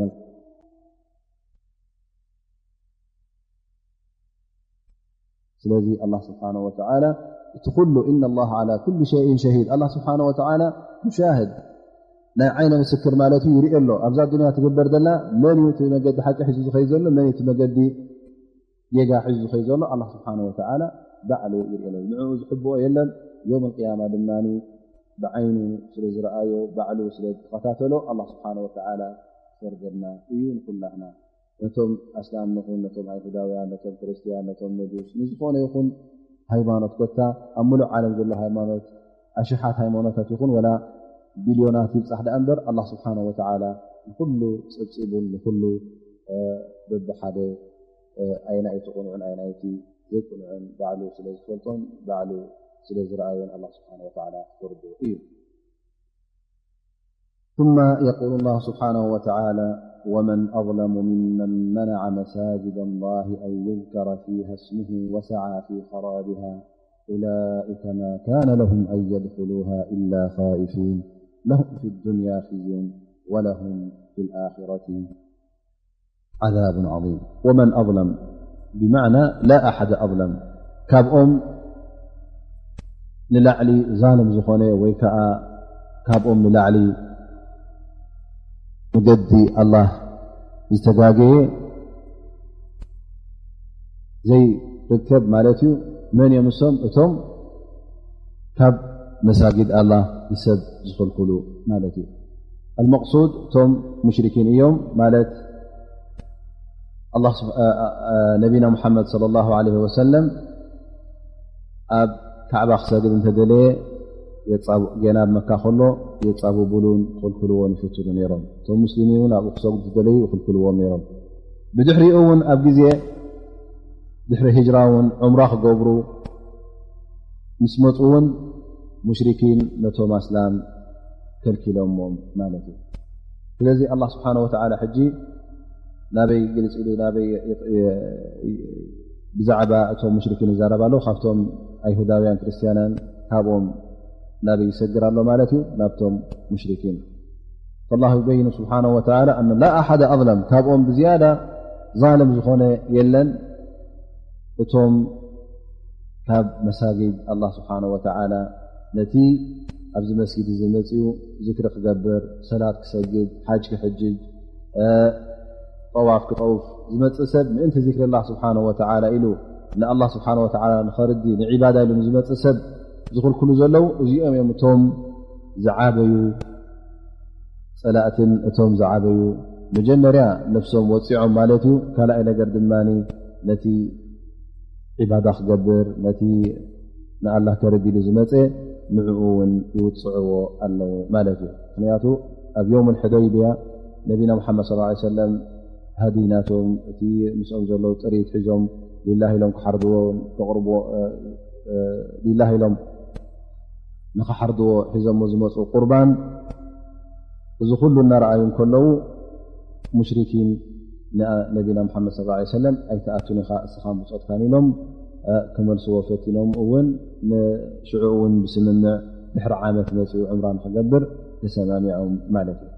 فالله سبحانه وتعالى እዞም ሰባት እዚኦም ብጣዕሚ ظالمين ብጣዕሚ ዓመፀኛታት ምዃኖም الله سبحانه وتعالى يገልፀልና ኣሎ። ومن أظلم ممن منع مساجد الله أن يذكر فيها اسمه وسعى في خرابها سعى في خرابها تقንዲ خراب تقንዲ ብልሽውና እንታይ እዩ ነቲ ዑምራ ክገብር ኢሉ ዝመፅእ ሰብ ነቲ ذክሪ الله ክገብር ኢሉ ዝመፅእ ሰብ ሓጅ ኢሉ ዝመፅእ ሰብ ንዕኡ ክትክልክል ከለኻ እዚ ዓብይ خራብ ማለት እዩ። እንተ ደኣ መስጊድ ኮይኑ ወይ እውን ካዕባ ኮይኑ ተሸሊሙን ተሰሪሑን ተነዲቑን ዝሰግድ ሰብ ዘየለ እንተ ደኣ ኮይኑ ዱዓ ዝገብረሉ ሰብ ዘይኣትዎ ሰብ እንተ ደኣ ኮይኑ እንታይ ፋይዳ ፋይዳ ብሉ እዚ ብዝያዳ خራብን ብልሽውናን እዩ ዝቁፀር ማለት እዩ ስለዚ መስጊድ ጥራይ ምንዳቕ ኣይኮነን ጥራይ ዒማረት መሳጅድ ክበሃል እንከሎ ኩሉ ግዜ እቲ ምንዳቕ እትው እዩ ግን እቲ ቀንዲ ካብቲ ምንዳቕ እንታይ እዩ እቲ ሰላትን ዚክርን ዝግበር ኣብዚ መስጊድ እዩ والله سبحانه وتعالى እዞም ሰባት እዚኦም ዓሚፆም ይኹም እዮም ኢሉ ብጣዕሚ እውን ዓመፀኛታት እዮም ኢሉ ኣብዚ ኣያ እዚኣ የብረሃ ኣሎ ማለት እዩ ምክንያቱ እቲ ዝገብርዎ ዘለዉ ተግባራት ኩሉ ግዜ ወላ እውን እሶም ዚክሪ ኣብዚ ቤት الله سبحانه وتعالى ኣብቲ ካዕባ ዒባዳ ንገብር ኣለና ይብሉ ዳ እምበር ዚክር ንገብር ኣለና ይብሉ ዳ እምበር እዚ ዚክር ናቶም ሽርክ ስለ ዝኾነ እቲ ዝገብርዎ ዘለዉ ተግባር ካብ መገዲ الله سبحانه وتعالى ዝወፀ ስለ ዝኾነ እዚ ኢዕማር ኣይሕሰብን እዩ እንታይ ደኣ ብዝያዳ ብልሽውና እዩ ዝሕሰብ والله سبحانه وتعالى ኣብ ካልእ ኣያ እንታይ ይብል ነዞም ሙሽሪኪን እቲ ዘውረደሎም ስቃይን እቲ ዘውረደሎም ሽግርን እቲ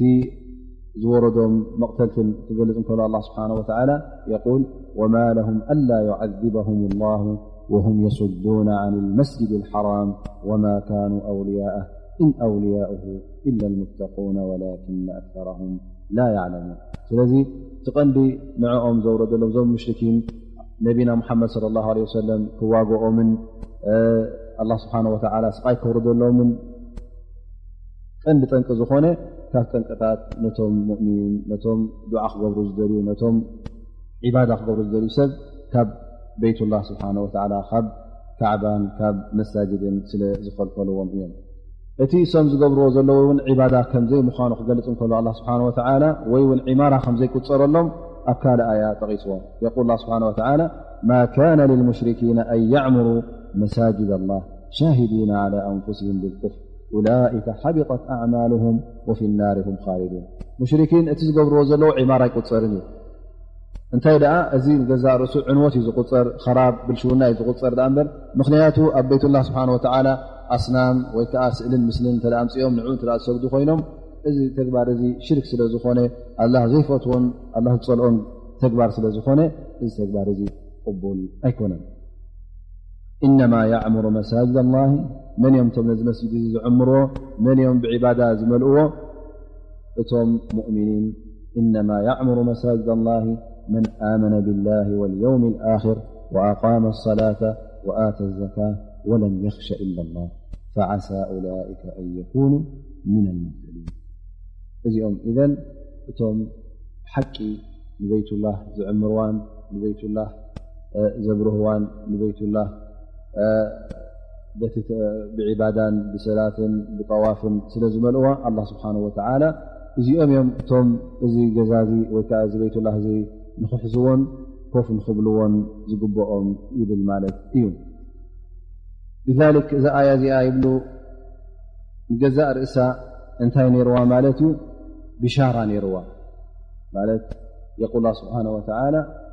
أولئك ما كان لهم أن يدخلوها إلا خائفين أولئك أي المشركين مالت أتهم مشركين ما كان لهم أن يدخلوها إلا خائفين نزا بيت الله زياء بفرهات ترأى زي كونس تأمامينهم أي كأتوانيهم إذا آية زياء حجي انتهي بالعلماء يجزاء رئيسا الله نتوم مسلمين نبينا محمد صلى الله عليه وسلم تبسرهم على مالته مالت بحنقوز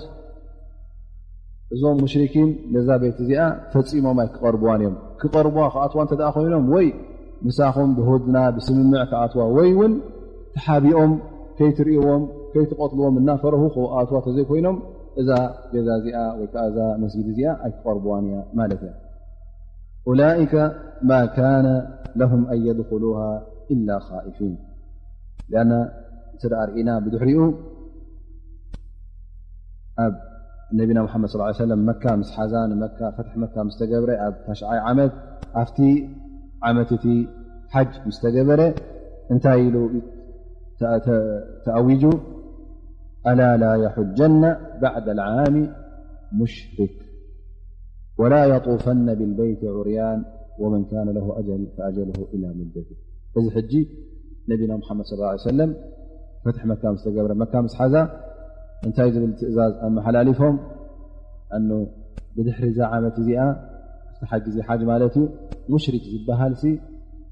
ሕጅጅ ኣይፍቀዶን እዩ ሕጂ ከኣቱ ኮይኑ ላስ ኣይፍቀደካ ተባሂልካ ብመንግስቲ ተኣውጁ ማለት እዩ ስለዚ ከኣቱ እተደኣ ኮይኖም ወይ ከዓ ክሕጅጁ ወይ ከዓ ዝኾነ ተግባር ገብሩ እተ ደልዮም ኣብ መካ ሓቢኦም እናፈርሁ ፈልጡናዶ ኣይፈልጡና እናበሉ ከኣቶ ተዘይኮይኖም እዚ ነገር እዚ ሕጂ ብሻራ እዩ ነይሩ ማለት እዩ ፅባሕ ንጎ እዛ ኣያ እዚኣ ገና ፈትሒ መካ ከይተገብረ ከልያ ኣላ ስብሓን ወተዓላ ውሪድዋ ኡላئከ ማ ካነ ለሁም ኣን የድኩሉሃ ኢላ ኻኢፊን ብድሕሪኡ መካ ምስተተሓዘት እውን ብሓቂ ተረእዩ ማለት ثم يقول الله سبحانه وتعالى لهم في الدنيا خزي ولهم في الآخرة عذاب عظيم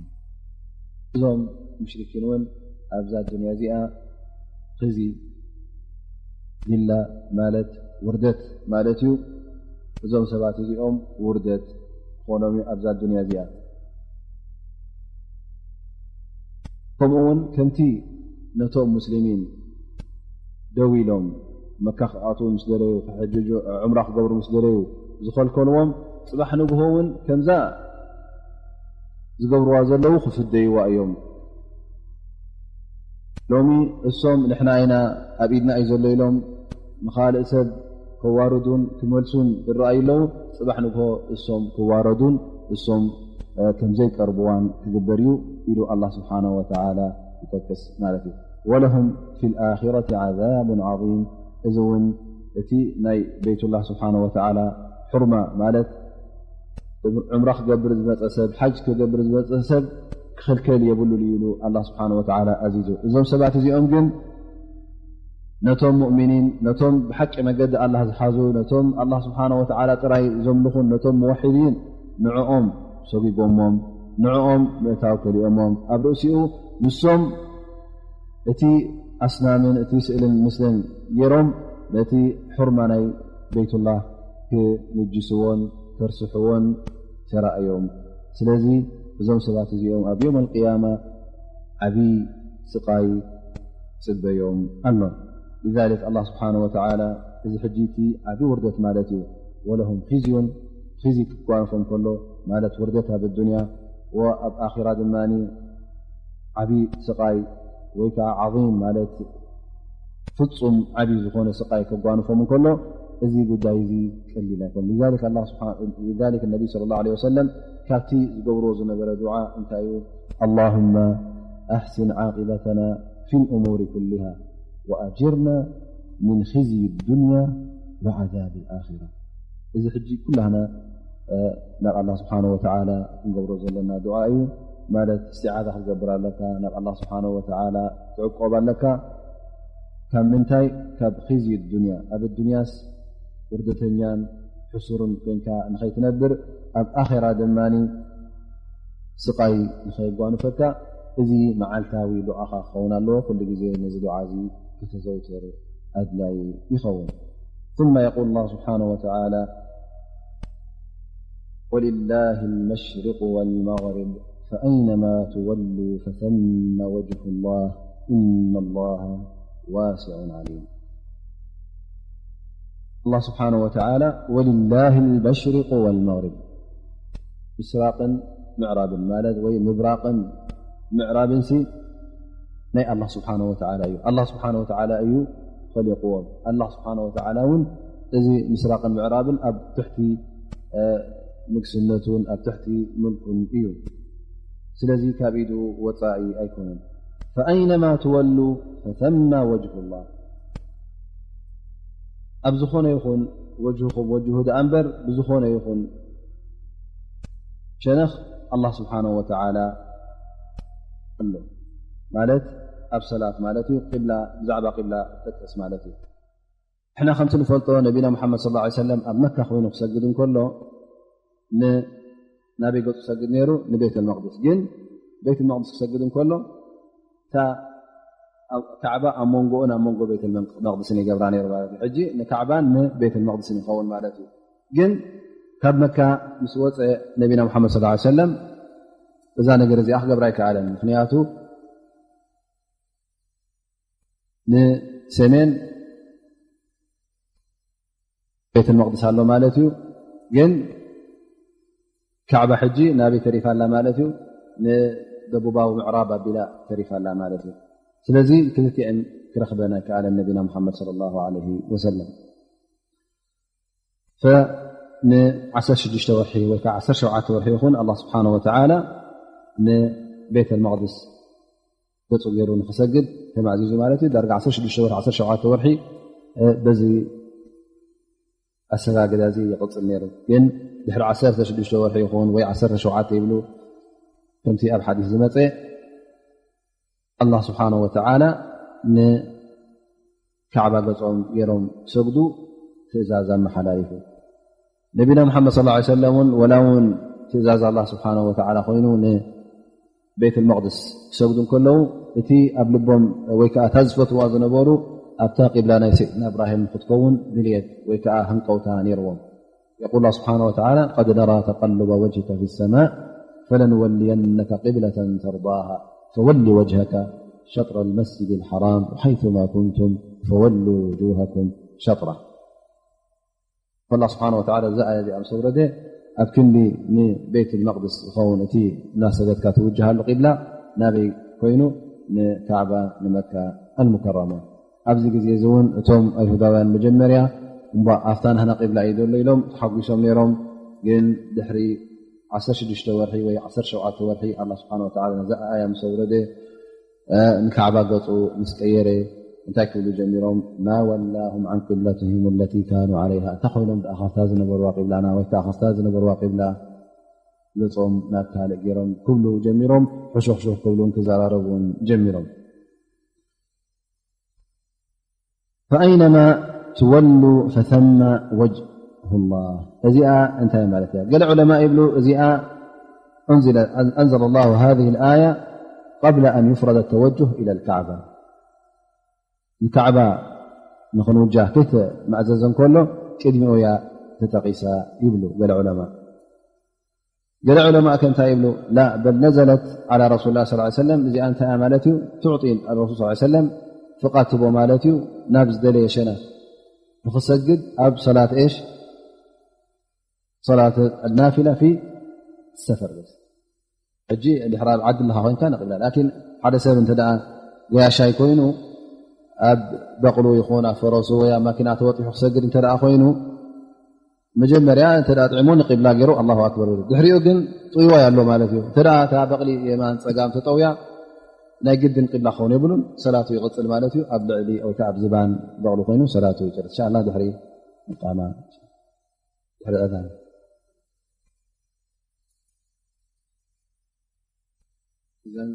إذا آياتها قال علماء لهم آياتها قبل أن تفرض القبلة مالت الكعبة نخرجه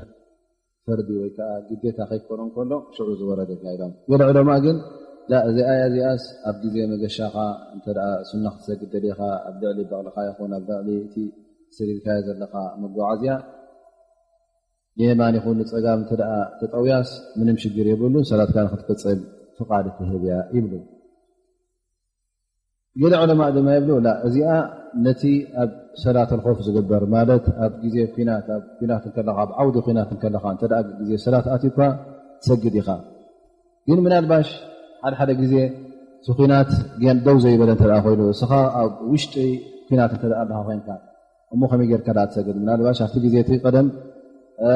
كواغون كلو بسيف قصن قصيم زواغون يروم مالتي سلازي እናተ ሃራራካ ካለኻ እንድሕራለኻ ኮይንካ እሞ ኣነስ ንቅብላ ገይረ ክሰግድ እንተ ደኣ ድካ ብድሕሪኻ መፅኡ ገፅ እንተ ደኣ ዘይትብሎ ኮይንካ ብድሕሪኻ መፅኡ ቀትለካ እዩ ስለዚ ኣብ ግዜ ኩናት ሰላት ልኮፍ እናሰገድካ ከለኻ እንተ ደኣ ኣብ ናይ ምትህራም ኣለኻ ኮይንካ ኣብዚ ሰዓት እዚ ወላ እውን እናተ ሃራረምካ ከለኻ ትሰግድ ማለት ሰላትካ ትቕፅል እናተዋግእካ ከለኻ እዚኣ ሕጂ ከም ፍቓድ ማለት እዩ ንየማን ግበር ንፀጋም ግበር እንትፀላኢኻ ዘለዎ ቦታ ጥራይ ግልፅ ንዑኽ ንኸይሃርመካ ግልፅ እናብልካ ከምዝላይካ ትሰግድ ማለት እዩ እዚኣ እውን ንዑ ትኸውን ፈቃድ እያ ይብሉ ገለ ዑለማ ድማ ይብሉ ላ እዚኣስ ምናልባሽ ይብሉ እቲ ሓደሓደ ግዜ ኣብ በረኻ ፀልማት ወይ ከዓ ደበና ኮይኑ ፀሓይ ዘይትርእየሉን ወይ እውን ብከዋክብቲ ክትሕበረሉን ክትምራሓሉን ዘይትኽእል ቦታ እንተደኣ ኣለካ ኮይንካ ኣብዚ ሰዓት እዚ ግዜ ሰላት እንተ ኣኺሉ እንታይ ትገብር ቅብላ ይፈለጥካያን በዚ ድያ በዚ ብዝጣዕመካ ትሰግድ ዝኾነ ይኹን ወላ እውን ቅብላ ይትኹን ንምብራቕ ይኹን ንምዕራብ ትሰግድ ኣላህ ስብሓን ወተዓላ እውን ብዝኾነ ሸነኽ ስለ ዘሎ እታ ሰላትካ ይቕበለልካ እዩ ስለዚ ናይ ግድን ንቅብላ ክትብልሲ ኣድላይ ኣይኮና ስለዚ እዛ ኣያ እዚኣ እውን ነዚ ከም ዝኣመሰለ ጉዳያት ንክትፈትሕ ኢላ ዝወረደት እያ ይብሉ ስለዚ እዚ ኣያ ንዕኡ ይኹን ዓላ ኩሉ ሓል እዚ ኩሉ ዝተባህለ እውን ቁኑዕ እዩ ማለት ሓደ ሰብ ኣብ ግዜ ኩናት እንተ ዘይጥዕሞ ኮይኑ ንቅብላ ንኽርኢ ወላ እውን ቅብላ ከይረኣየ ዝባን ሂቡ ንቅብላ ክሰግድ ይኽእል እዩ ከምቲ ከምኡውን እቲ ኣብ ግዜ ፀልማት ቅብላ ክፈልጥ ዘይከኣለ እውን ኣብ ዘይፈልጦ ዓዲ ኣብ ዘይፈልጦ ቦታ ኣሎ ኮይኑ ሰዓት ናይ ሰላት እንተ ኣኺልዎ ናይ ግድን ኣይኮነን ቅብላ ክፈልጥ ኣብ ክንታ ሰላት ተሓልፎ ንዝኾነ ሸነኽ ይሰግድ ማለት እዩ ከምኡውን ኣብ ሰላተን ኣናፊላ ኣብ ሰፈር ኣብ መገሻ እንተ ትሰግድ ኣለካ ኮንካ ናይ ግዴታ ኣይኮነን ንየማን ወይ ንፀጋም ማለት ተኽልካ ኩሉ ግዜ ቅብላ ንኽትርኢ ወይ ንፀጋም ንየማን እናተጠቑኻ ከለኻ ብማኪናት ይኹን ወይዋን ብዝኾነ ይኹን መጓዓዝያ ክትሰግድ ይፍቀደካ እዩ ስለዚ እዚ ናይ ሎማዓት ደርስና በዛ ኣያ እዚኣ ይፍፀም እንሻ ላ ከምቲ ኩሉ ግዜ ዝለመድናዮውን እተን ሒዝኩመን ዘለኹም ፋኢዳ ሓደ ሓደ ፋኢዳ ዝሓዝኩመን ክትካፈሉና ንሓትት ማለት እዩ ስለዚ መን ኣሎ ገለ ፋኢዳ ዝበልና ኸ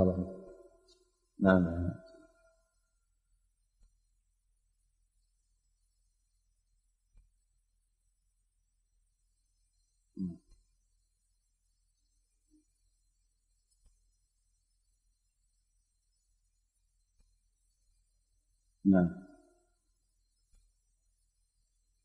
نعم لا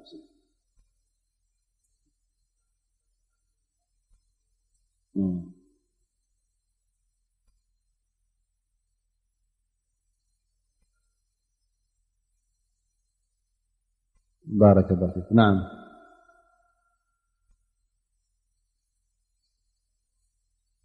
ويشمل في الطائرة برضو ኣይሩን ኣብ ዝኾነ ይኹን ንስኻ ድህር ደይብካ በቃ ጣይራት ዝኾነ ይኹን መጓዓዝያ ማለት እዩ ጣይራ መሬት ባቡር ኣይ ሸይ ናም እሞ ፋኢዳ ናም የሁድ ነሳራ ንሕና ኢና ሰጀና ኢሎም ጥራዮም ዝኣምኑ ብጀክኦም ካልእ ሰብ ኣይኣትዎም ይብሉ ናም ካልእ ፋኢዳ نعم إذن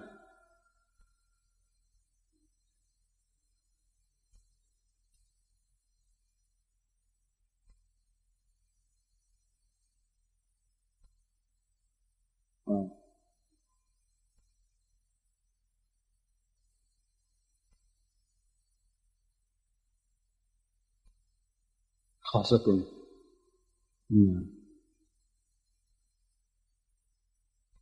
نعم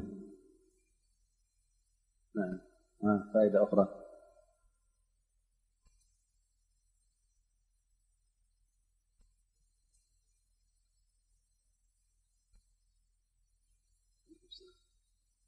نحن هنا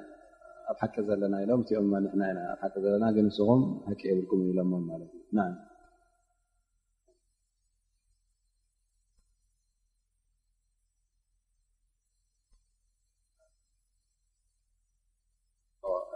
مشركين قريش نبينا محمد صلى الله عليه وسلم أمرخ قبل وسمته كركلمهم مالتي وزبار قبروا دماني نتي بيت الله سبحانه وتعالى دلشونا خراب معنويين ينبر خير يكون سنة قبي يكون نعم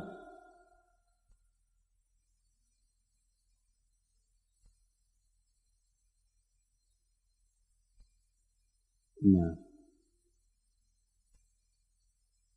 نعم هو أفتي عفو صفح نقبل كم زلناون حبرنا مالتي الله سبحانه وتعالى نعم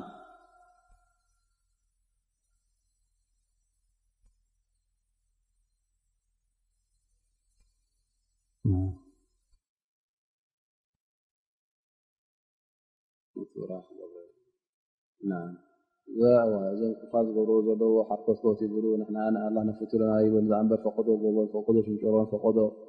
بوتاني خلو دا أنبر تقبروا زلو قنع دين سلزي حازو أتي كل ولا سنة تكبارون يكون الله سبحانه وتعالى እዚ ትግባር እዚ እዚ ግብሪ እዚ ከብንኖ እዩ ኣብ ዮም القያማ ኣይክጠቅምን እዩ طبعا እሶም ክልቲኦም ጀና ዝኣቱ መን ኢሎም ነሳራ ወይ ይሁድ طيب ተሓቂ እንታይ እያ ሕጂ አላህ ስብሓነሁ ወተዓላ እዚኣ ቀንዲ ፋኢዳ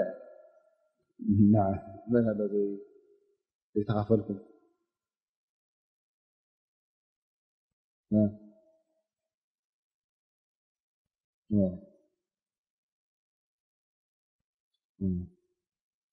ወቲ ጀና ዝኣቱ መን እዩ ኣይሁዳዊ ድዩ ነስራኒ ድዩ ወላ ቡዚ ድዩ ወላ ቅድሚ ነቢና መሓመድ ዝነበሩ እንታይ ይገብሩ ምሕና እንታይ ኢልና ጠቂስና እቲ ጀና ዝኣቱ መን እዩ ፍታ ኣያ ኣለና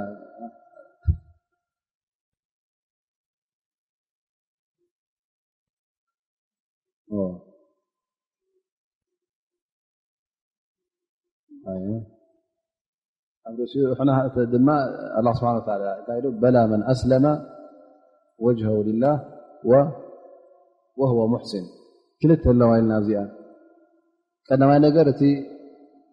أيوة نعم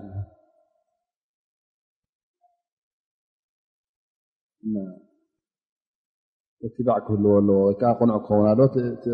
إخلاص كله له قنع دين كله له تراي قنع دين حزي إركان تدأ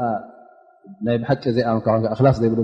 ንሩእያ ሒዝካዮ ኮንካ ወላ ቁኑዕ ዲን ሓዝዳ እምበር ኣይጠቕመካን እዩ ወይ እውን እኽላስ ሃልዩካ ግን ቁኑዕ ዲን እተ ዘይሓዝካ እውን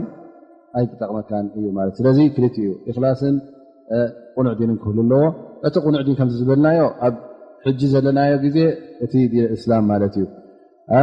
ቅድሚ ነቢና ሙሓመድ صለ ላه ለ ወሰለም ዝነበረ ድማ ኩሎም በቢ ዲኖም በቢ ኣንብያኦም ዝነበሩ ነነቢኦም እተ ተኸቲሎም እሶምን ካብቶም ኣህሊ ጀና እዮም ጥራይ እቶም ነቢና መድ ص ለም ንክተዳ ጥራይ ንኣቱ ኢና ጀና እውን ኣይንብለና ንሕና ግን ብድሕሪ ነቢና መድ ሰለም ካተመ ኣንብያ መጨረሻን መደምደምታን ነቢይ ስለ ዝኾነ ነቲ ቅድሚኡ ዝነበረ ሃይማኖታት ከዓ ብኡ ስለተደምደመን ብኡ ስለተጨረሰን እሱ እቲ ቁኑዕ ሕጂ ግን ቶም ቅድም ዝነበሩ ቶም ናይ ብሓቂ ብቁኑዕ ኣገባብ ነቢና ዒሳ ንነቢይና ሙሳ ንነቢይና እብራሂም ይኹን ንነቢይና እስማዒል ይኹን ንኩሎም ኣንብያ ዝሓለፉ እንተ ደኣ ይኽተሉ ነይሮም ኮይኖም ቃሎም ዝሰምዑ እተ ነይሮም ኮይኖም እዞም ሰባት እዚኦምን ንጀና እዮም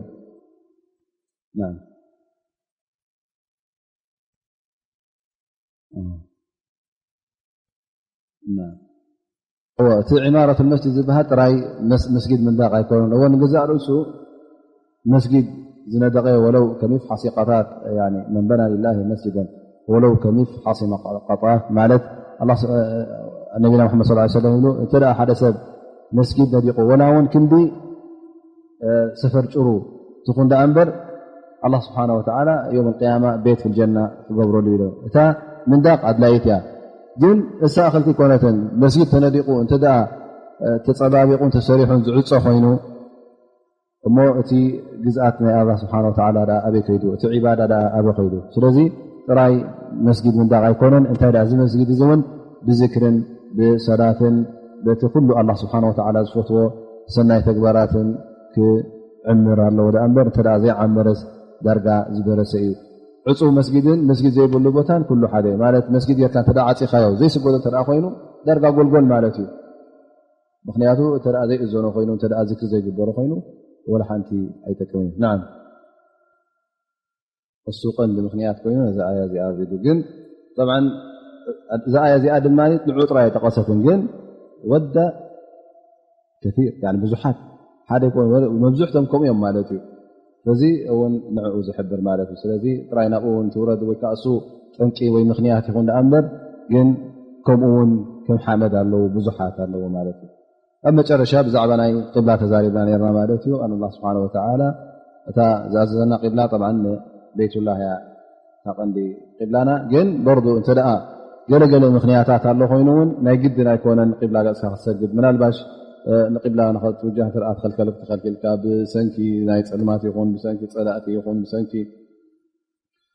ዝኾነ ይኹን ሽግር ይኹን ብናይ መገሻ ብገለ ይኹን ናብ ዝኾነ ወጅኻ ናብ ዝኾነ ሸነኽ ጌርካ ክትሰግድ ይፍቀደካ እዩ። ስለዚ ዲን እስላም ዝገዛርእሱ እውን ፀቢብ ዲና ኣይኮነን። እንታይ ደኣ ሰፊሕን ገፊሕን እዩ ንዩስርን ቀሊልን እዩ ድማ ኣብ መጨረሻ ላ ስብሓን ወተዓላ እዚ ኣያ እዚኣ ኢና ላሃ ዋሲዑን ዓሊም ኢሉ ጨሪስዋ ኣሎ። እሱ ድማ ንኣላ ስብሓን ወተዓላ ዋሲዕ ክትብል ከለኻ ኩሉ ግዜ ክትርጎሙ ከላ ኩሉ እያ ተሽመል ማለት ንኩሉ ትእክብ ማለት እዩ። ዋስዕ ማለት ሰፊሕ ማለት እዩ። ግን በይና እኽልቲ ይኮን ዋስዕ እንታይ ሰፊሕ ክትብሃ ምስኣ እንታይ ሕወስ ማለት ዋስዕ መቕፊራ ይኣቱ በዓል ሰፊሕ ምሕረት በዓል ሰፊሕ ልግሲ በዓል ሰፊሕ ፈድሊ በዓል ሰፊሕ ኩሉ ተእትወላ ማለት እዩ። በዓል ሰፊሕ ርህራሄ ኢልካ ኣላ ስብሓን ወተዓላ ኣብ ኩሉ ጉዳያቱ በዓል ሰፊሕ እዩ። ላ ስብሓን ወተዓላ ንኩሉ ባሮቱ ዝኣክል ሂብዎም እዩ። ኪፋየቶምን እኩልነቶምን ሂብዎም እዩ። ዘጉደለሎም የብሉን እንተ ዝኾነ ይኹን ኣድልዎምን ኣላ ስብሓን ወተዓላ ክህቦም እዩ። أقول قولي هذا وأستغفر الله لي ولكم وأسأل الله سبحانه وتعالى أن ينفعني وإياكم بما سمعنا وعلمنا وصلى الله على نبينا محمد وعلى آله وصحبه وسلم.